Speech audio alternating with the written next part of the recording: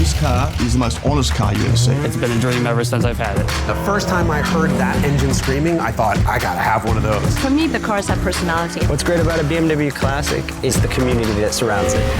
When you listen to that, that's why we're here. Welcome to Classic Heart, the BMW Group Classic Podcast. This is JP, and my guest today is Aubrey Peck. Georgia is someone who is absolutely a fantastic person in the automotive spectrum. I would call her an automotive entrepreneur. She has many, many talents and go in many, many directions and do many, many things. And we're super excited to learn more about them. And here is the stage for you, Georgia. Hello, how are you?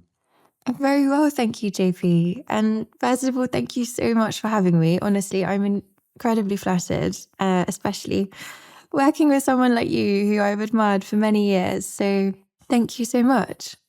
Georgia, it's so nice to have you on the podcast. Where do we find you today? So I'm currently sat in my office in Richmond in West London and surrounded by cars. So very cool to have set up an office, which sort of doubles up as a garage too.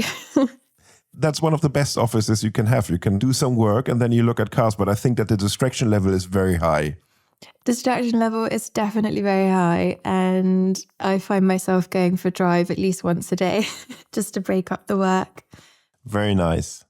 In the intro, I just talked a little bit about all the fields and all the things you fantastically do, but would you give us a bit of an idea what actually you're doing?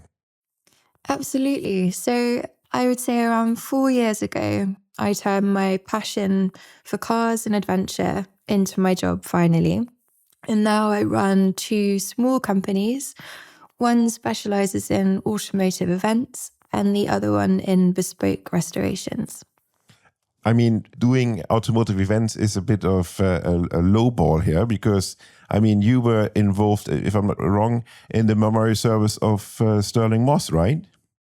Yes, so that was one of our most recent events that we hosted in May earlier this year. And it was 1 year in the planning for me. Yeah. So I was working 20 hours a day to get that memorial off the ground and running. And we had over 2,000 people come down to Westminster Abbey to celebrate Sir Stirling's life.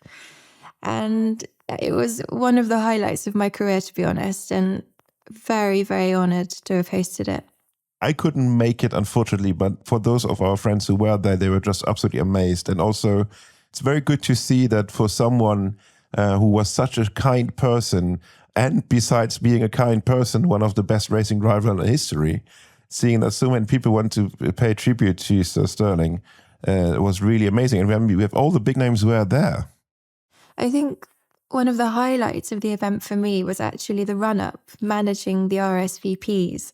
So Stirling would have been well into his 90s now. And as you can imagine, a lot of his friends still are in their 90s. And so every day we were receiving letter after letter and email after email with these glorious stories of these moments they shared together and just adoration of such a wonderful human being, really, more so than just a fantastic racing driver. He lived life to the fullest, but also was a very humble and friendly and polite man. Absolutely. So we actually opened up 722 tickets for the general public because that's who he was. He would invite anyone into his home for a cup of tea that knocked on his door. And so we wanted his memorial to be inclusive to everyone that loved him, and not just those in the industry. To give the background, so 722, the legendary time he made with Jenkins in the Malle Mile. Exactly. Yes. And Mercedes-Benz were ever so kind as to support the event, and they actually brought 722 and 2 other cars over from the museum in Germany, especially for the occasion. So it really was quite the display outside the Abbey, yes. One that can never be recreated, most likely. So that describes a bit the work you do, but was it straight, you said 4 years ago, but what was before? Why you were not at cars before? So I've been working my whole life. My parents always encouraged me to get out and work. I was the first child. So as young as when I first started walking, I would be helping out at my father's classic car show, which he hosted every year in our very little village called Appledore. And it was... That sounds so Harry Potter-ish. It does sound very Harry Potter-ish. It had one pub, one post office, and that's about it, and a lot of sheep. And I would help out by selling the Barrow of Booze raffle tickets, which was essentially a very large wheelbarrow that I could just about push at 5 or 6 years old, filled with booze. And I would sell the raffle tickets that all went back to the local charity. And that, I could say, was my first unpaid job. Yeah. At 10, I used to buy seeds from the local garden centre, and I'd grow flowers and vegetables, which I'd sell at the end of our driveway.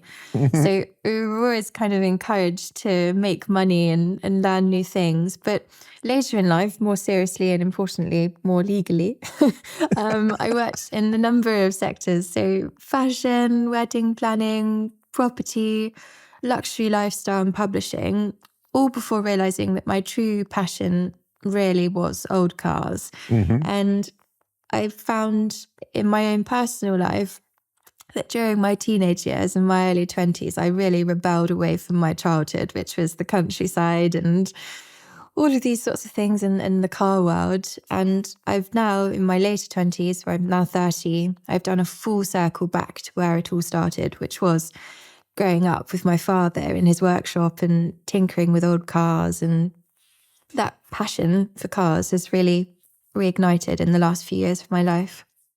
And isn't it amazing that you can circle back so easily in life sometimes?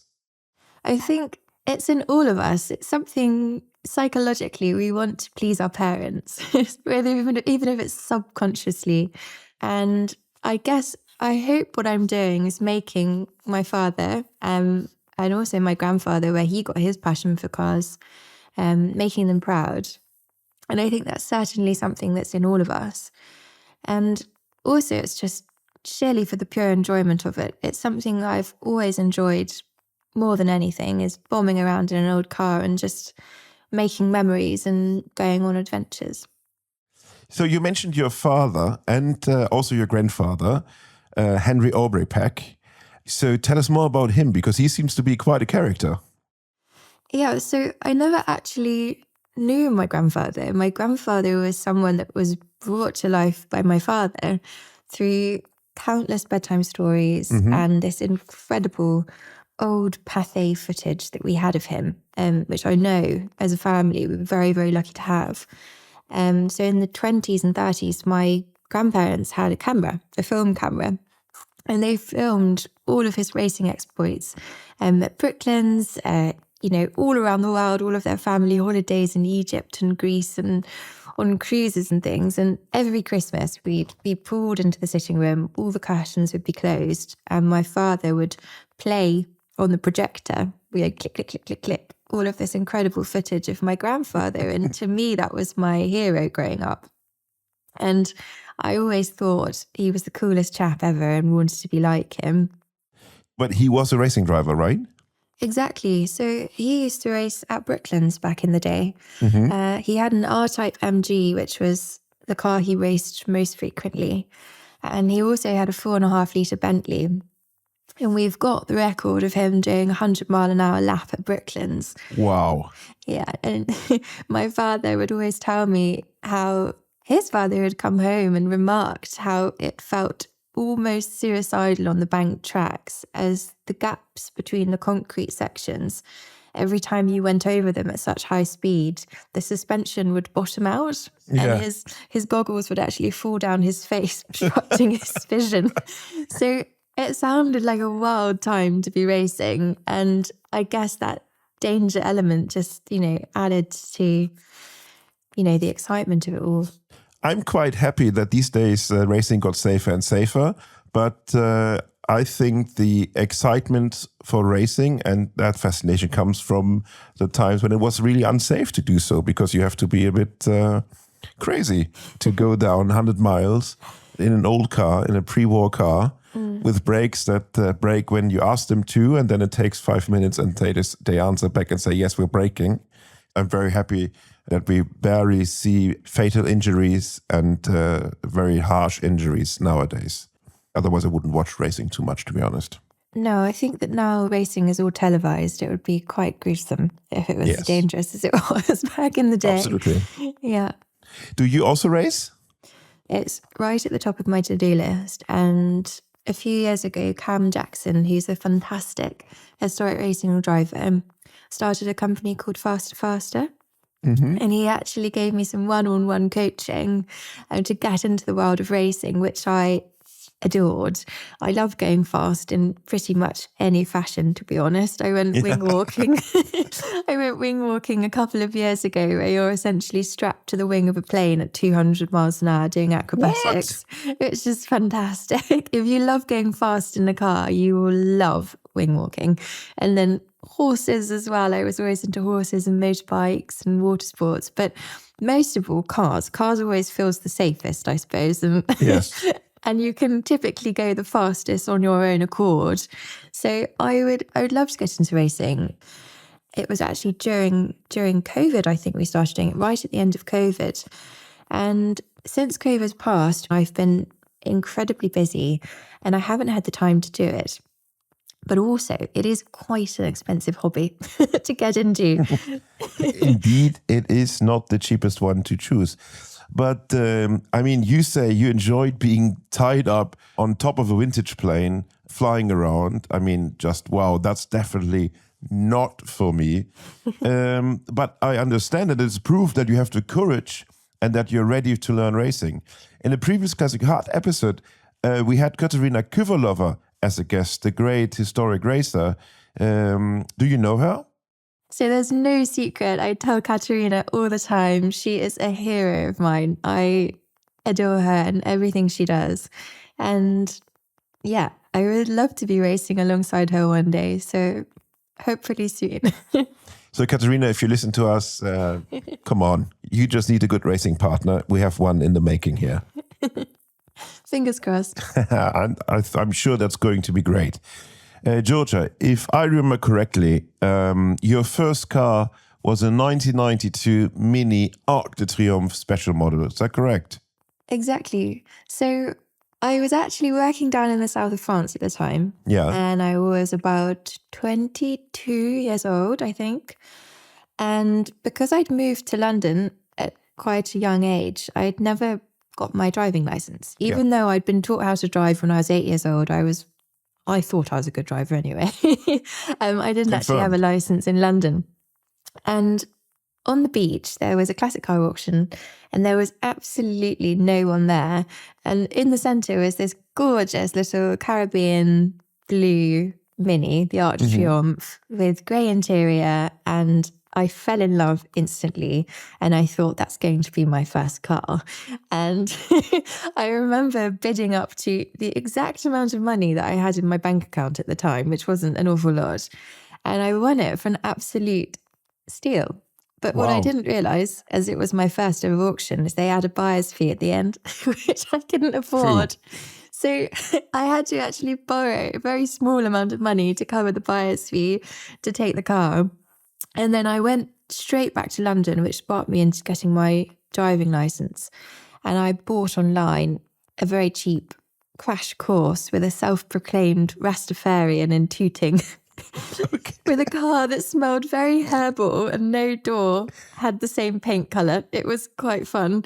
And I passed my test within a week and was straight back to France to drive the car. So it's brilliant. It's like a little go-kart on the road, great gearbox, whiz around the corners, it's convertible. It was ideal, to be honest. And I've still got it. It lives down in the south of France in storage. And whenever we go out there for holiday, which is every year, as it's where my partner and I had our first date in the car, actually. And Nice. we will use it to drive around. So still going strong. That's a true mini love story. Yeah, exactly. Was it just the color or were you aware of minis at that time? To be perfectly honest with you, I knew that the Arc de Triomphe was a very rare model and they didn't come up very often. I think there was something you have to correct me if I'm wrong, JP, but there were only 22. I can't remember how many were made, but I know it was a very low number. I think that's about right, 22, but not an expert. And I wanted a convertible. I loved the colour. And I'd been told, so I'd been big into go-karting at the time. Yes. And a lot of my cooler older friends had said the Mini was the next best thing for the road. And that was essentially a roadworthy go-kart. So that's what I bought. And did it fulfill that that big expectations of being closest to the go-kart, which you can buy in a car? Absolutely. I mean, whizzing around those roads in the south of France and, all the hairpins and the beautiful coastal roads that you've got, it was the perfect car for the job. And I just loved driving it. I would drive it absolutely everywhere I could. So, and it was good for parking as well in the little tiny seaside towns. But what would you say is the special thing on a Mini, especially on the old Minis? You said the go-kart driving, the size.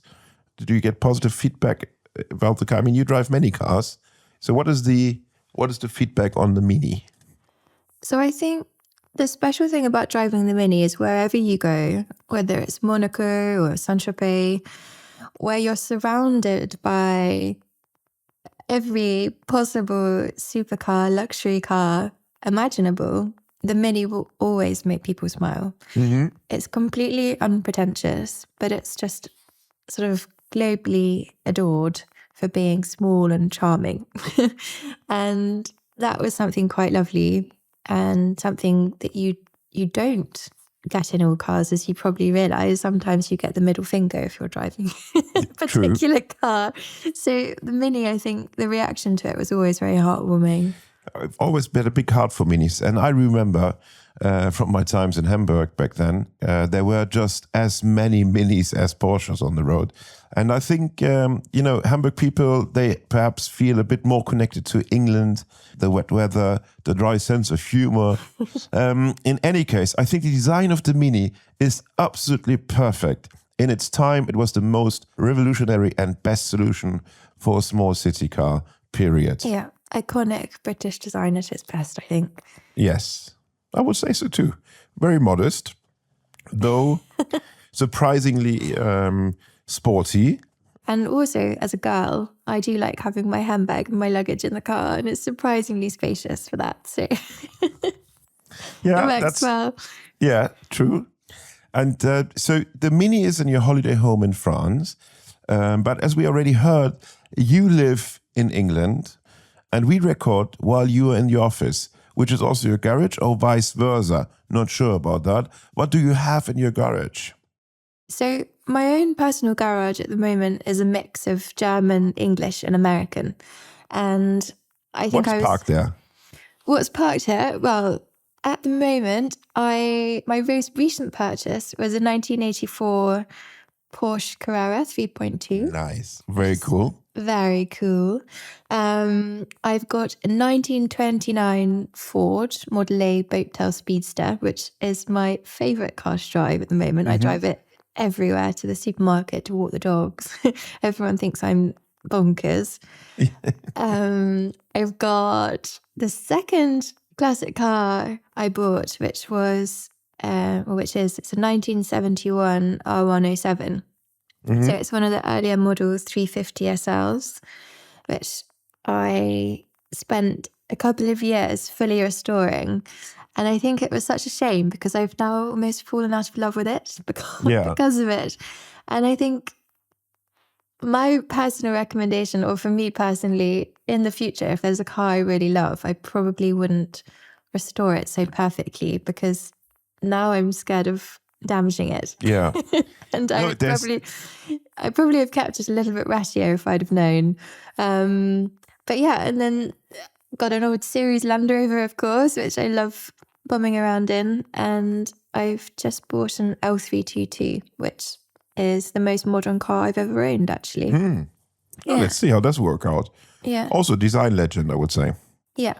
But I think I love my favorite cars, honestly, I would say are, 60s, 70s, 80s Italian sports cars. And English pre-war cars. So two completely different ends of the spectrum. But for me, I think at least 70% of the enjoyment of a car comes from the sound. And I think an Italian V12 is just an unbeatable noise. And I would love to own one day. So I'm in the process of trading my way up there. Very good. Step by step, Georgia. Step by step. Exactly. So you spoke about the Mercedes, which is restored to the utmost perfection. And your other business is having a restoration service, right? Yeah. As you said, too good restored or too perfectly restored, you don't drive it anymore without care. You take care of not scratching it and things like this. The question is, do you understand those people who invest a lot of time and money, that they really care about their car that has been restored? Or would you love to see them drive it more? Maybe because the result could be they don't drive the cars. So I think there are different types of people. And of course, there are the people that either purchase something that's Congo standard perfection, or they restore it to that standard and they keep it inside. They don't drive it. They trailer it out to a show once a year. And I appreciate that for some particular cars that's how maybe it should be. But for our cars, we've been really lucky to work with some fantastic people that want a perfect car upon delivery, and they don't mind spending for the repair and for the maintenance costs of using a car properly. And that brings me great joy, because not only do our cars look good, but they are enjoyed and driven as they should be. There's this famous sticker, if driven responsibly, report as stolen or something like this. I think I like that. That's very nice. I like that a lot. Georgia, I'm amazed by the things you do, right? Because I think for the majority of people, it would be already enough to manage and run a restoration company. But you do this besides all your other tasks and jobs you're doing. How do you manage to put all this into 24 hours of a day? I think, honestly, a lot of coffee, a lot of vitamins, and my 2 dogs as emotional support. I think that's probably the secret combination, yes. I mean, how could it be better? Vitamins and cars and, of course, dogs. So, speaking about cars, one of your first restoration projects was a BMW 2002.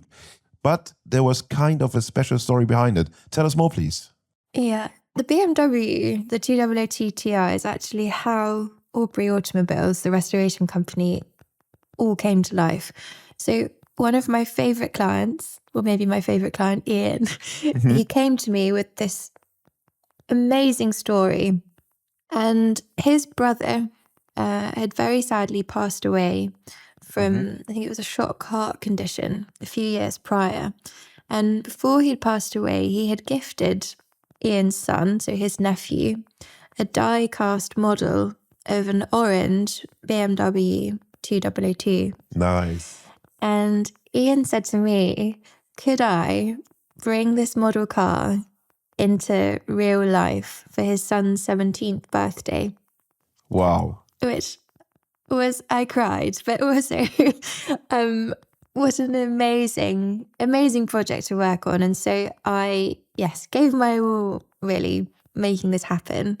And we found a car for sale in 1973 model, which was also Ian's birth year, which was great, for sale. And it was also for sale by a friend of mine that he had built with his own brother before passing away. So all bizarre how the world works. And we set about transforming it into the orange car that, he'd always wanted. We gave it a full mechanical overhaul, gave it a full electrical rewire, a respray. We gave it the period correct Jägermeister livery with a few bespoke elements designed for the owner. But it already had a lot of the racing kit on it. So it's got lightweight single skin GRP bonnets, boot lid and wings. It's got an M10 competition engine that's quite a mild competition engine that's not going to kill a 17-year-old when he's learning how to race. So we wanted something a little bit less leery that was going to be a safe car to learn how to race and rally in with his father. And then obviously it's got all of the safety devices, like a full roll cage, it's got the OMP intercom, twin Amiga stopwatches, and it's got an MIG fighter clock in it, which is rather cool. So Yes. Wow. it's downside better than the houseplant I got for my 17th birthday. Yeah. Sounds a bit like. Yeah, and we brought it up to the standard to become FIA eligible. So they're actually in the process of getting it registered this year, and they're going to start racing and rallying together as a father-son team. So it was the most incredible first project to work on for Aubrey. And it's great it was BMW. Yeah, of course. No, we got it. No, Yeah. but just my question, did you see pictures about the handover? So I actually have a video of the handover, and Ben's parents, Ian and Liz, were very cheeky. So they took him on a walk around Richmond, and the car, we had parked it up that morning just in a standard parking bay in the car park. And they walked him past it and said, cool. And he's walking around the car looking at it and thinking, wow, that's so cool. And he noticed on the side it had his name as the racing driver. And it was the most incredible moment when he finally realised that that was his car. So yeah, I mean, again, very emotional. Funny enough, there's my name on the car. That's amazing. I love that. Yeah. Very cool. So it's not just something that people admire and do. It could really be meaningful in a sense. And I think stories like that show that immensely. The best memories for me or for car families are centered around cars and adventures, and even the breakdowns can make True. great stories, you know, all of those little moments. Absolutely. And also we will have another great moment during our conversation because there's a surprising element. It's called the pit stop. That means I will ask you 20 this or that questions, and I would like you to have a very quick answer. It doesn't hurt. It's great fun. And just here's my question. Are you ready for our little pit stop? Okay, I'm ready. 3, 2, 1, here we go. 4 wheels or 2 wheels? Oh, it's hard. 4 wheels. I know. We start with the hard ones. Black color or colorful? Black colour or colourful? Yeah. Oh, colourful. Mint condition or enthusiastically driven? Enthusiastically driven. Driving alone or driving with passengers? Driving alone. Good. We come to that later. With my dogs, yeah. Yeah, look, that's okay. I don't count. I know that you have a special relation to dogs, but don't count them as passenger in that sense. No. Let's say human passengers. So let me rephrase that. Driving alone or driving with human passengers? Driving alone. Sorry. Driving or being driven?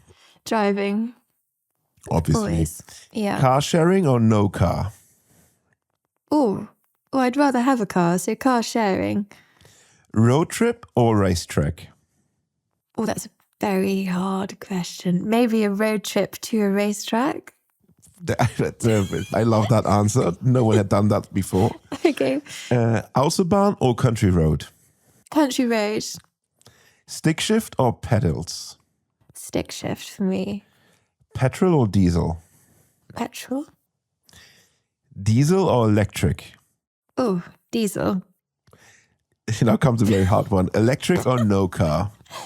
Oh, I don't know. I'd have an electric motorbike maybe, but I really don't like electric cars. I've never really driven one, so... So how can you say you don't like... I'll come a little later. So electric car or no car? Oh, I suppose I'd rather have a car, so electric car, yeah. Okay, we come to that later then. We'll come back. Engine in the front or in the back?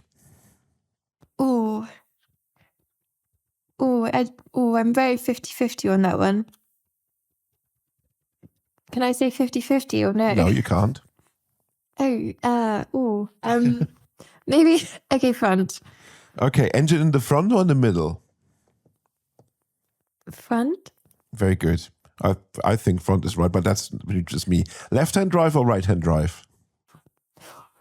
I've got a mix, and I like both. For England, right-hand drive. But Okay. some of my favourite cars are left. Actually, all of my favourite cars are left-hand drive. So Okay, I accept that. That's okay. Yeah. Okay. Right-hand drive or center drive? I've never driven centre drive, so I'm going to have to say right-hand drive. Sell or keep? Also a tough one. Keep. Buy at auction or at a dealership? Auction. I love the thrill. Good. Radio on or off while driving? Off. I love the engine sound. Very good. And the last one is very obsolete, but I just asked it. Dogs or cats? Dogs. Very nice. Thank you.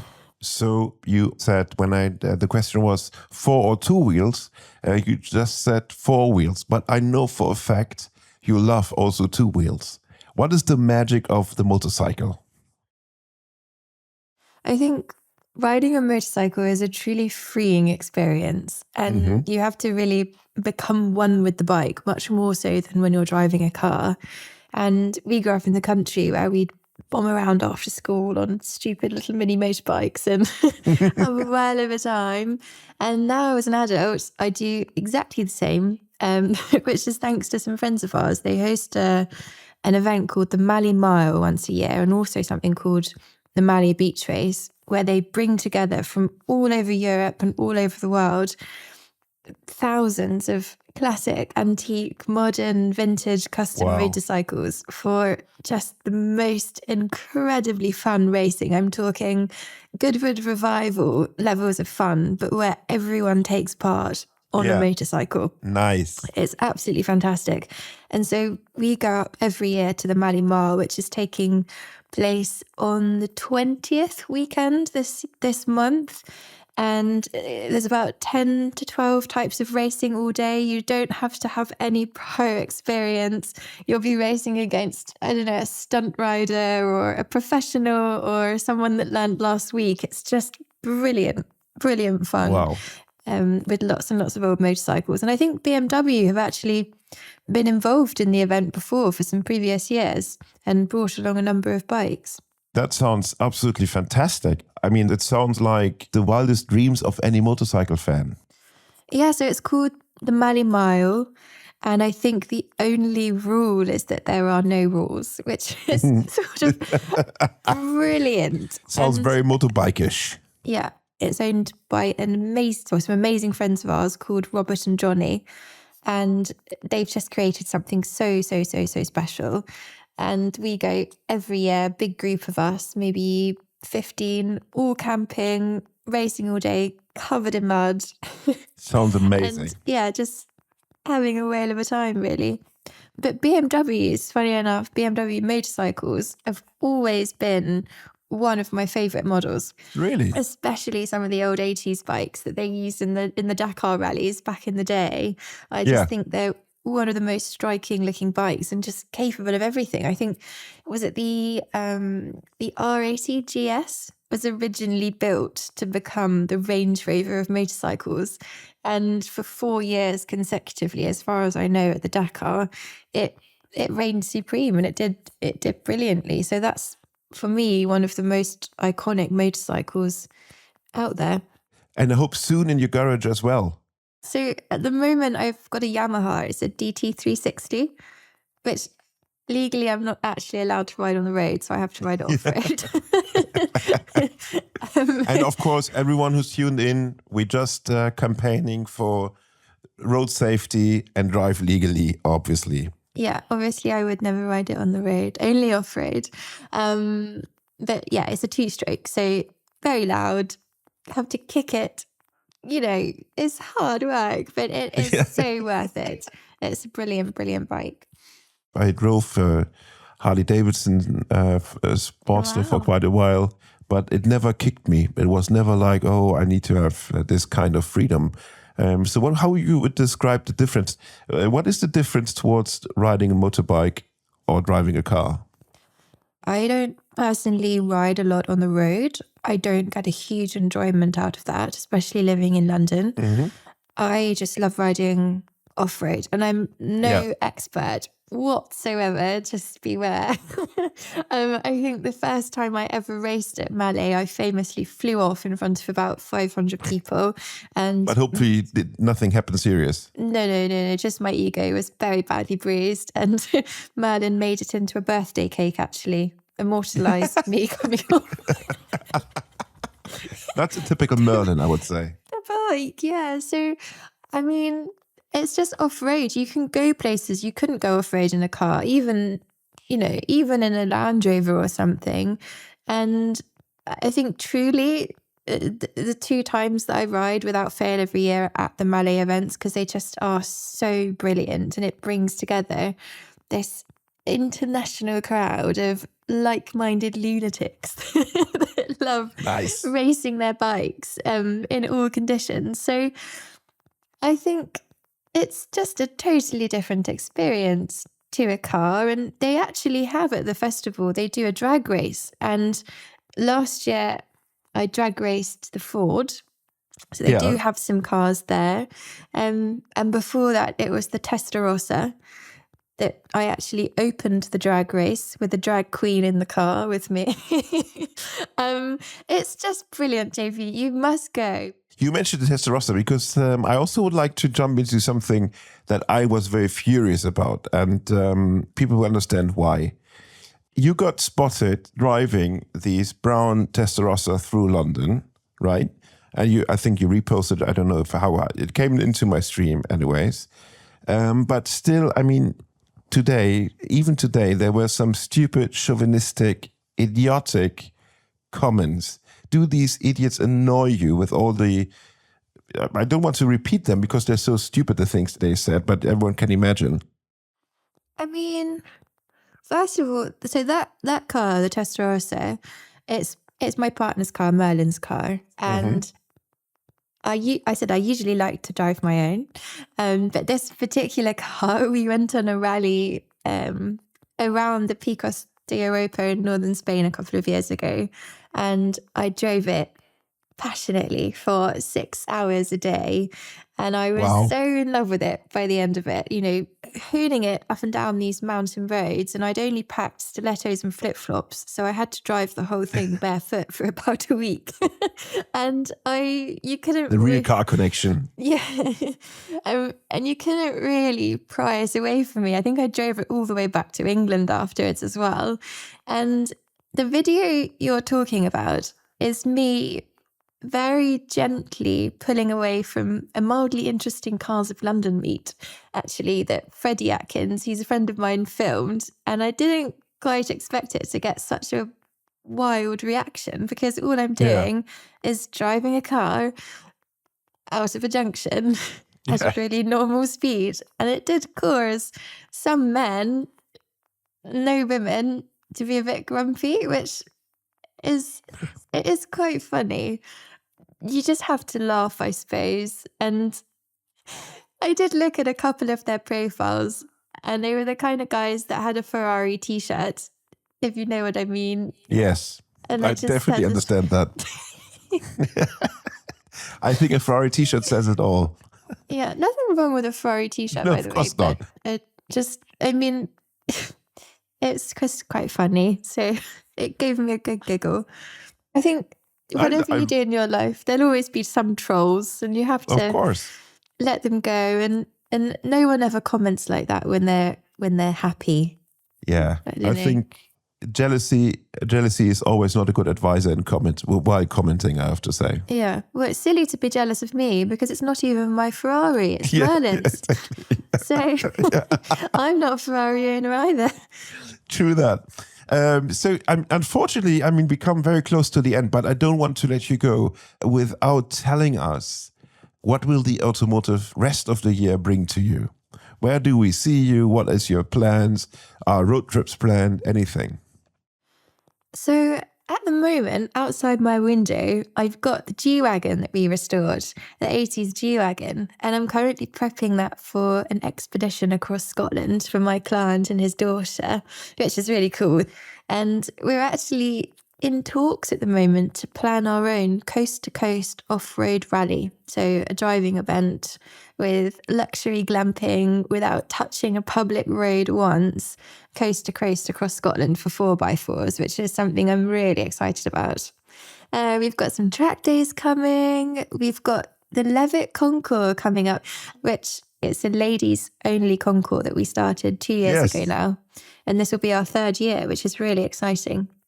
We're working with a new brand at the Quail out at Monterey Car Week this year. And we've got 3 bespoke build cars in the works in our workshop. So there's quite a bit going on. So lots to keep me busy. I'm sure the word boring does not apply to your life. Well, sometimes it can be boring at my desk all day, but with driving events, you get to go on a lot of adventures. So, yeah, it makes it all worth it. Lovely. Make it all worth it. It's the right final words for this podcast, I would say. Georgia, thank you very much for joining and sharing all these great things about your life and about the automotive world and why motorcycles can be more exciting in legally driven off-road than cars and all these other points. So thank you very much for joining us. No, thank you so much for having me, JP. And thank you everyone for joining us in this very lovely conversation we had today. And if you like what you hear, you know the drill. Please leave us high ratings in stars or leave us comments. But what you actually really should do is put the subscribe button, because then you will never miss one of the Classic Heart upcoming episodes. And of course, this podcast will not be happening without a great team behind it. And that's Friederike von Königswald. She is our editor. She takes care of everything sounding right. And we have Alex and Marcus from Scenario Studio in Munich, who make all the technical details happen for a great recording, and that we also sound very nice. And of course, Robin from Shot One Agency in Munich that holds everything together. And for all of you, thank you very much for joining us today. And especially, Georgia, thank you for joining. Thank you so much, JP. Bye-bye. Wait, ciao.